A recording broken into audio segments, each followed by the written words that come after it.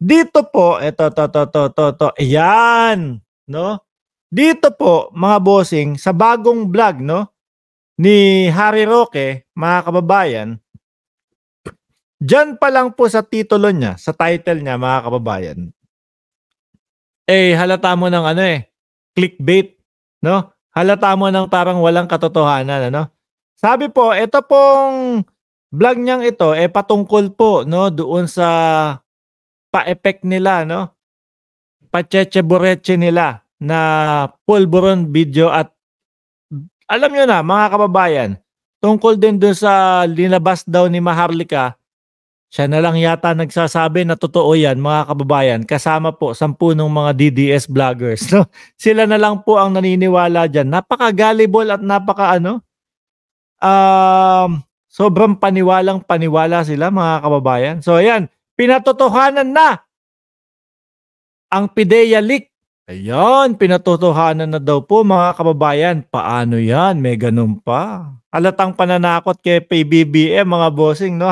Mentras po kasi mga kababayan, hindi sila pinapansin, no, ng ating presidente.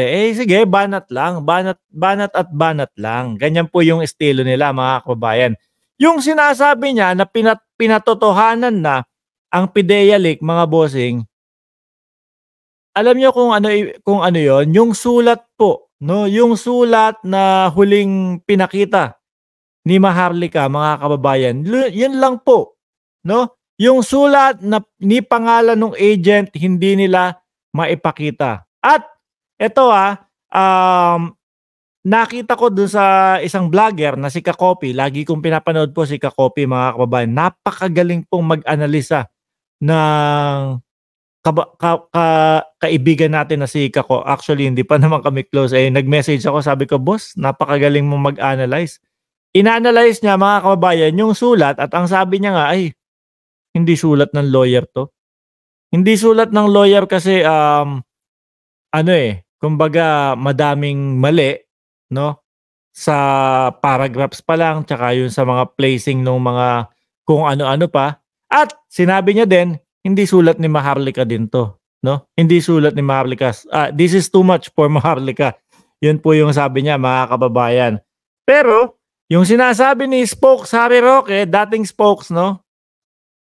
Mga kababayan, yun po yung, sulat na walang maipakita naman po na PIDEA agent.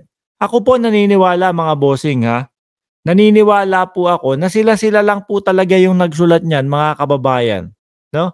Para ma-justify, mga bossing, para ma-justify yung peke nilang dokumento, yung pekeng inilabas nila. So kunyari, tingnan niyo sinasabi niyo peke, pati PIDEA peke ang sinasabi na hindi totoo itong dokumento na 'to, So ang ginawa nila mga boss, sabi ni Arnold Lopez, Team Cartoon Network silang lahat, sir.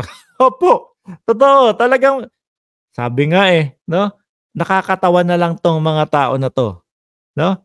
So ang ginawa mga kababayan, sige para mapatotohanan natin 'to, gumawa tayo ng sulat. Ito yung nababasa ko, 'no, sa ginagawa nilang estilo. Gumawa tayo ng sulat.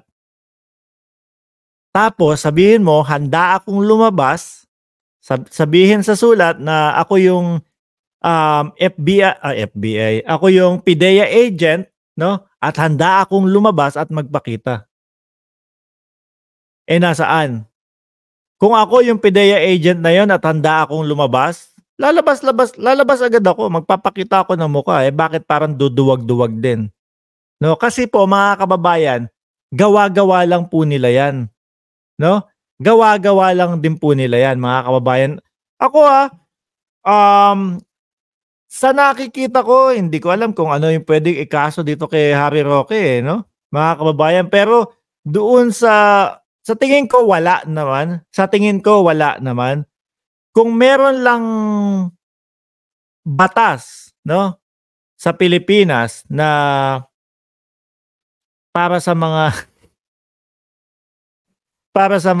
aanga-anga, 'no, siguro nakasuhan 'tong si Harry Roque mga kababayan. Pero ako naniniwala din po ako, na matalino 'tong tao na 'to. Nagtatanga-tangahan na lang po ito mga kababayan. no? Dahil po ano, gusto nilang mapabagsak si PBBM, eh, bakit? Oh, eh, puro sila walang mga puwesto, oh. Siguro natalo, 'di ba, talo. Ni hindi man lang yata nakaposisyon ng labing-lima itong si Harry Roque. O talo, siguro ine-expect nila, si PBBM ang sagot natin. Ia-appoint tayo niyan kasi nandito tayo sa Uniteam. Oh, hindi po, ang ating pangulo, eh, hindi naman po gano'n sir, 'no? Ang ating pangulo, eh, kapagka ikaw ay ubra diyaan sa posisyon, ibibigay sa'yo yung posisyon. Pero kapagka hindi ubra sa'yo ang posisyon, ay wala. Sorry, 'di ba? So naging bitter po ng sobra-sobra, ng todo-todo. Sa tingin niyo mga kababayan, eto ha, sa tingin niyo kung etong si Harry Roque pagkatapos po 'no, ng pagtambak sa kanya o OLATS, talo doon sa Senado mga kababayan, sa tingin niyo po ba, eh, ano, um, madali siyang mapaniwala nung mga pideya-pideya ni ano, ni Maharlika? Sa tingin niyo maniniwala siya dun? Ako nakikita ko kung sakali na ito ay, kahit papaano pagkatapos nung pagkatalo niya sa eleksyon mga kababayan, eh, nabigyan ng posisyon, tingin ko hindi 'to maniniwala dun. Ano, tingin ko hindi maniniwala 'to, mga kababayan. Malamang isa pa siya diyan sa dumidepensa, 'no? Iba tono nito mga kababayan, kapagka kahit papaano merong posisyon na na naibigay sa kanya. 'Wag na tayong maggaguhan dito, 'wag na tayong maglokohan, 'no? Umasa din 'to sa posisyon nung pagkatalo. Tumaas ang rate ng tsismosa at tsismoso ayon sa Philippine Statistic Authority dahil, kanilang Maharlika. Kayo po naniniwala kayo sa'kin mga kababayan kung sakali na nabigyan 'to 'no, ng posisyon pagkatalo 'no, pagkatalo niya doon sa pagkasenador. Iba tono nito malamang mga kababayan 'no. So yung sinasabi niya na nagpatotoo po mga bossing, wala pa din 'no. Yun yung gawa-gawa at sulat-sulat lang nila mga kababayan. Sabi ko nga sa inyo, eh, 'di ba? Ang iniisip ko, hindi ko pinagbibintangan si Attorney Vic ano, pero pumapasok sa isip ko, dumadaan sa isip ko mga kababayan na baka si Attorney Vic ang nagsulat nito, Pero na-realize ko nung sinabi naman ni Kakopi na tapos inanalisa niya 'no, isa-isa yung nakasulat dun mga kababayan, ay oo nga tama siya.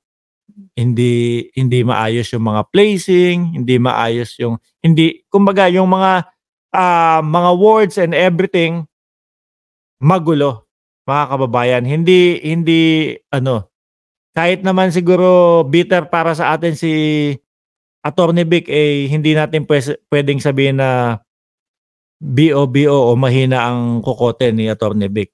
Puwedeng mukha lang ngayon, mga kababayan, dahil na nga po dala nung pagka-bitter nila, nakala mo ang almusal nitong mga 'to araw-araw, eh, ampalaya. Yung nagpatotoo po ng PIDEA leak na sinasabi niya mga kababayan, yun yung gawa-gawa po nila. Gawa-gawa na liham, 'no? Sila-sila lang po ang gumawa nun mga bossing. Kahit kailan, sabi ni ang hard mo kay Roque. Kahit kailan hindi magiging senador yan si Harry Roque. Ako po mga kababayan, naku yari 'to si Roque sa 2025 pala 'no? Malamang sa alamang, eh, tatakbo din po. Ako mga kababayan, hindi ko na matandaan kung sino yung isang hindi ko binoto sa Uniteam kasi ipinalit ko si Binoy, ayan. Pero ako binoto ko 'to si Harry Roque, 'no? Dahil umasa ako na kahit dati, eh, against siya sa mga Marcos, mga kababayan, sabi ko, hindi ako naniwala nung ano, eh, hindi ako naniwala nung kapagka sa pulitika wala kang permanenteng kaibigan o wala kang permanenteng, kumbaga ka-chokaran 'no? Lahat 'yan magiging kaaway mo. Which is ngayon nangyayari po mga kababayan, 'di ba? Hindi ako naniwala dun, sabi ko pagtitiwalaan ko itong tao na 'to, 'no? Pagtitiwalaan ko itong tao na 'to mga kababayan, si Harry Roque, na kumbaga naririnig mo sa stage yung kanyang mga plano, tapos biglang ganito pala talaga. Totoo pala 'no, na kapagka yung, hindi mo sila napagbigyan, eh, ganyan ang gagawin sa inyo. Bitter, 'no? Bitter. Oh, sabi ni Oscar Buenaobra, inuuto at ginagags nila sarili nilang totoo sir, totoo po, 100% tama yang sinabi mo.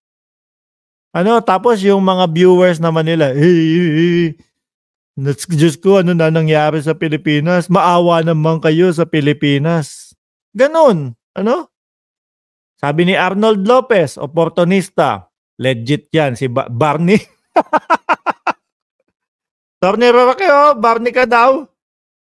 Oh, sabi ni Melski, zero vote, dati binoto ko din 'yan, buti na lang at hindi nakapasok sa number 12. Eto mga kababayan, ewan ko kung